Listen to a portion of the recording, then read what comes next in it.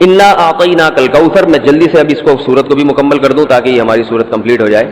ترجمہ کر دیتا ہوں. انا اعطیناک الکوثر، اے نبی ہم نے آپ کو عطا کی کوثر. فصلی، پس آپ نماز پڑھیے، لربک، اپنے رب کے لیے، ونحر، اور قربانی کیجیے. انا، بے شک، شانئک، آپ کا دشمن، هو الابتر، وہی دم کٹا ہے، وہی اسی کی نسل ختم ہوگی، اسی کا ذکر خیر ختم ہو جائے گا، وہی ناقص ہے، اس کا کوئی نام لینے والا ان کے بعد نہیں ہوگا. سمجھ رہے ہیں بات کو؟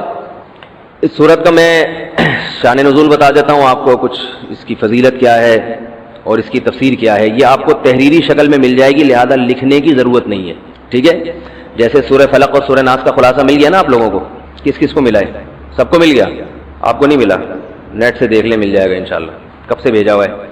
اس کے بعد اذا جاء نصر اللہ، قل یا ایھا الکافرون، ان صورتوں کے بھی آپ کو خلاصے سورہ اخلاص کا مل جائے گا انشاءاللہ. تو یہ جو بھی بتا رہا ہوں یہ بھی تحریری شکل میں آپ کو دے دیا جائے گا. اس صورت کا شان نزول یہ ہے کہ رسول اللہ صلی اللہ علیہ وسلم کو اللہ تعالیٰ نے حضرت خدیجہ سے 2 بیٹے دیے تھے. ایک کا نام تھا قاسم اور ایک کا نام تھا ابراہیم. آپ صلی اللہ علیہ وسلم کی جتنی بھی اولاد ہوئی ہے صرف حضرت خدیجہ سے ہوئی ہے. حضرت خدیجہ کے علاوہ آپ کی اولاد کسی اور زوجہ سے نہیں ہوئی. حضرت خدیجہ سے 4 بیٹیاں تھیں اور 2 بیٹے. ایک بیٹے کا نام قاسم، دوسرے کا نام ابراہیم. قاسم کی جب ولادت ہوئی ان کا بھی انتقال ہو گیا، اور ابراہیم کی ولادت ہوئی تو ان کا بھی انتقال ہو گیا. عرب میں نرینہ اولاد کی بڑی اہمیت تھی، کیونکہ انسان کا نسب اس کی نرینہ اولاد سے چلتا ہے، بیٹیوں سے نہیں چلتا. بیٹیاں تو غیروں کی ہوتی ہیں، رخصتی ہو کے دوسروں کے ہاں چلی جاتی ہیں، ان کے نسل میں اضافہ کرتی ہیں، ان کی نسل بڑھاتی ہیں. اپنے شوہر اور اپنے شوہر کے ددیال کی نسل میں اضافہ کریں گی. وہ اپنے باپ کی نسل میں اضافہ کون کرتا ہے؟ بیٹا. کیونکہ نسب کس سے چلتا ہے؟ باپ سے چلتا ہے، سوائے بلاول بھٹو کے. بلاول بھٹو کے بارے میں کہتا ہوں کہ بلاول بھٹو اسلامی تاریخ، غیر مسلموں کے ہاں تو ماں سے چلتا ہے جو نیچر کے خلاف ہے، لیکن اہل اسلام میں، اسلامی تاریخ میں سوائے بلاول بھٹو کے آج تک کوئی ایسا شخص پیدا نہیں ہوا جس کے نسب اور خاندان ماں سے چلتا ہو. بلاول بھٹو زرداری کے بیٹے ہیں، مگر خاندان ان کا کیا کہلاتا ہے؟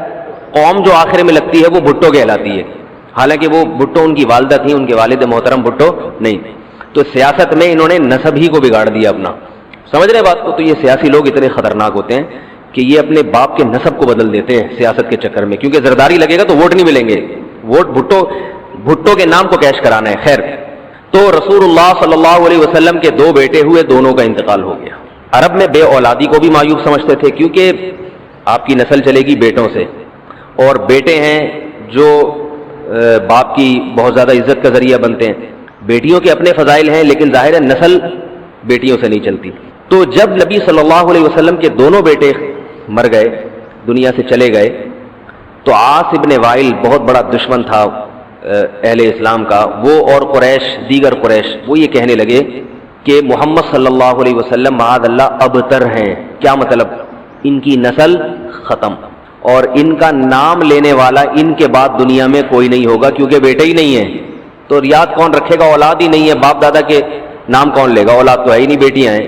سمجھ رہے بات کو؟ آپ صلی اللہ علیہ وسلم کو اس طعنے سے تکلیف ہوتی تھی، تو اس پر یہ صورت نازل ہوئی کہ اے نبی، آپ کا ذکر ختم نہیں ہوگا، آپ کی روحانی اولاد بہت ہوگی. باقی اللہ نے آپ کو بیٹا کیوں نہیں دیا، یا دیا تو اٹھا کیوں لیا، اس کی حکمت ایک اور مقام پہ بیان کی گئی ہے، وہ میں بتاتا ہوں آپ کو بعد میں.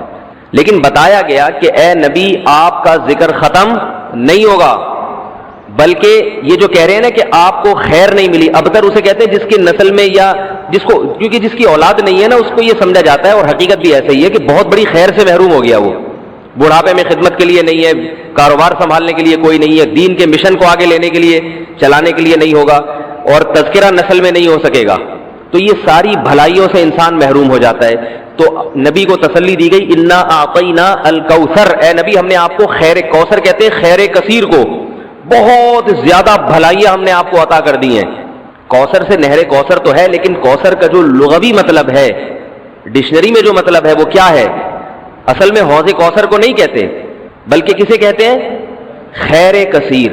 اے نبی ہم نے آپ کو خیر کثیر عطا کی ہے، جس میں کیا ہے؟ نبوت، عزت، آپ کا قیامت تک تذکرہ ہوتا رہے گا. یہ ساری چیزیں ہم نے آپ کو عطا کر دی ہیں، لہذا ان کے تانوں سے پریشان ہونے کی ضرورت نہیں ہے. ان کے نرینہ اولاد ہوگی تو بھی ان کا تذکرہ نہیں ہوگا، اور آپ کے نرینہ اولاد نہ ہو کے بھی آپ کی روحانی اولاد قیامت تک باقی رہے گی اور آپ کا تذکرہ بہت زیادہ ہوتا رہے گا. یہ خیر کثیر ہم نے آپ کو عطا کی ہے. پھر اسی خیر کثیر میں سے ایک خیر حوض کوثر بھی ہے، جس کا نام کوثر اس لیے رکھا گیا کہ وہ ایک پانی کی نہر ہے جو نبی صلی اللہ علیہ وسلم کو قیامت کے دن دی جائے گی، اور آپ صلی اللہ علیہ وسلم خود بھی اس سے پئیں گے اور اپنے امتیوں کو بھی اس سے پلائیں گے. اس پانی میں بھی اللہ نے خیر کثیر رکھی ہے. وہ خیر کثیر کیا ہے وہ ابھی انشاءاللہ میں بتاؤں گا. تو اس کا مصداق یعنی یہ آیت منطبق ہوتی ہے حوض کوثر پر بھی. ٹھیک ہے، تو یہ تو اس کا شان نزول ہے کہ اللہ نے بتا دیا کہ یہ جو آپ پر طنز اور طعنے کر رہے ہیں یہ لوگ ہیں جن کی نسل ہے ختم ہونے والی. ان کا نام لینے والا کوئی بھی نہیں ہوگا. بڑے بڑے سرداروں کے نام تو لیا جاتا ہے ان کا آج، لیکن اچھے جذبے سے نہیں لیا جاتا. ان کا نام برائی کے طور پہ لیا جاتا ہے. یہ تو اس سورت کا ہو گیا شان نزول. اس سورت کی فضیلت کیا ہے؟ حدیث میں آتا ہے، صحابہ کہتے ہیں کہ ہم بیٹھے ہوئے تھے رسول اللہ صلی اللہ علیہ وسلم کے ساتھ مسجد میں. آپ صلی اللہ علیہ وسلم پر ایک دم کچھ غنودگی سی طاری ہوئی، بے ہوشی کی کیفیت طاری ہوئی جیسے وحی میں ہوتی تھی. تو اس کے بعد جب آپ صلی اللہ علیہ وسلم بالکل بیدار ہوئے ہیں، نارمل حالت میں آپ صلی اللہ علیہ وسلم آئے ہیں، تو بڑے خوش تھے اور آپ صلی اللہ علیہ وسلم نے اس سورت کی تلاوت کی. اللہ کے نبی پر جب وحی آتی تھی نا تو جیسے ہی آپ صلی اللہ علیہ وسلم ہوش کی حالت میں آتے تھے تو فوراً ان آیتوں کی تلاوت شروع کر دیا کرتے تھے تاکہ میں بھول نہ جاؤں. تو آپ نے فوراً بسم اللہ الرحمن الرحیم پڑھا اور انا اعطیناک الکوثر فصلی لربک وانحر ان شانئک هو الابتر. یہ آیتیں نازل ہوئی اور آپ نے فوراً ان آیتوں کی تلاوت شروع کر دی. جب یہ شروع ہوئی تو صحابہ نے پوچھا یہ کوثر کیا چیز ہے؟ آپ صلی اللہ علیہ وسلم نے فرمایا میرے رب نے مجھے بشارت دی ہے کہ قیامت کے دن مجھے ایسی نہر ملے گی. وہ نہر ایسی ہے کہ اس کے جو پیالے ہیں جس سے لوگ پانی پئیں گے وہ چاندی کے ہیں، اور ان کی تعداد ان پیالوں کی گلاسوں کی اتنی ہے جیسے آسمان کے ستارے، اور اس نہر کا پانی برف سے زیادہ سفید ہے اور شہد سے زیادہ میٹھا ہے، اور میری امت میں کوئی بھی اس کا پانی پیے گا تو اسے کبھی بھی پیاس نہیں لگے گی. میدان حشر میں جو لوگوں کا سب سے بڑا مسئلہ ہوگا وہ پیاس ہوگا، سب سے بڑا مسئلہ. اور کہتے ہیں سمندروں کا پانی بھی اگر پی لے کوئی ساتوں سمندروں کا تو اس کی پیاس نہیں بجھے گی. تو میرے اللہ نے مجھے یہ نہر دی ہے، جو میرا امتی اس سے پی لے گا اسے کبھی بھی ہمیشہ کے لیے اس کی پیاس ختم ہو جائے گی. پھر آپ صلی اللہ علیہ وسلم نے فرمایا اسی موقع پر اسی حدیث میں کہ کچھ میرے امتی آئیں گے حوض کوثر سے پانی پینے کے لیے، فرشتے انہیں وہاں سے ہٹائیں گے، دھتکاریں گے. میں کہوں گا کہ یہ میرے امتی ہیں تو فرشتے کہیں گے کہ آپ کو علم نہیں ہے ما احدثوا بعدک، کہ انہوں نے آپ کے بعد بدعتیں ایجاد کر لی تھی. ہیں تو آپ کے امتی مگر انہوں نے آپ کے دین میں تبدیلیاں کر لی تھی. جو دین آپ ان کو دے کر گئے تھے اس پر انہوں نے قناعت نہیں کی، اپنی طرف سے اس میں اضافے کیے، ایڈیشن کہتے ہیں نا، بہت ساری چیزیں بڑھا لی انہوں نے.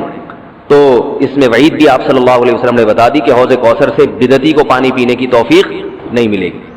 تو یہ تو اس صورت کی فضیلت ہو گئی.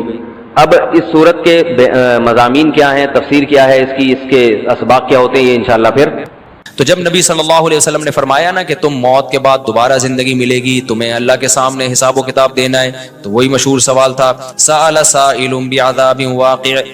اللہ فرماتے ہیں ایک واقعہ کب ہوگا یہ تو میں نہیں بتاؤں گا، میرا اصول ہی نہیں ہے کہ میں قیامت کا علم بتا دوں، لیکن اتنی بات ہے للکافرین لیس لہ دافع. جو بھی اللہ کا منکر ہے، اللہ کو نہیں مانتا، اللہ کے حکام کو فالو نہیں کرتا، جب وہ عذاب آئے گا تو دنیا کی کوئی طاقت اس عذاب سے ان کو بچا نہیں سکے گی. تعرج الملائکۃ والروح الیہ فی یوم کان مقدارہ 50,000 سنہ. 50,000 سال کا ایک دن ہوگا. کہیں 1,000 سال اللہ نے ذکر کیا میدان حشر کے بارے میں، کہیں 50,000 سال. تو علماء نے بیان کیا یہ لوگوں کے حالات کے حساب سے ہوگا. یہ ٹائم کے جو یونٹ ہے نا یہ ہر ایک کے حق میں مختلف ہوتے ہیں. دیکھو جب ہم پیدا ہوئے تو ہم کائنات کو بننے کے اربوں سال کے بعد پیدا ہوئے ہوں گے نا، تو کیا ہمیں انتظار کرنا پڑا؟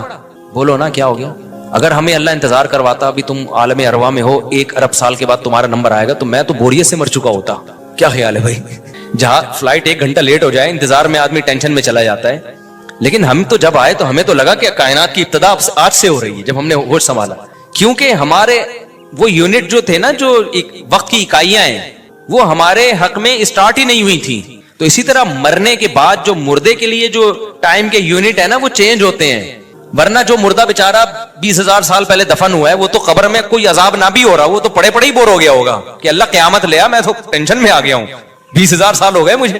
تو اس کو تو ایسا نہیں لگے گا کہ 20,000 سال ہو گئے. وہ جب دوبارہ اس کو اللہ تعالیٰ اٹھائیں گے تو نیک لوگوں کو تو لگے گا ابھی ہم سوئے تھے اور ابھی ہمیں کسی نے آ کے اٹھا دیا. جیسے گہری نیند میں جب انسان سوتا ہے کئی گھنٹے بعض دفعہ سوتا ہے, کوئی آ کے اٹھائے تو اس کو لگے گا یار ابھی تو میں سویا تھا, ابھی آپ نے اٹھا دیا ہمیں.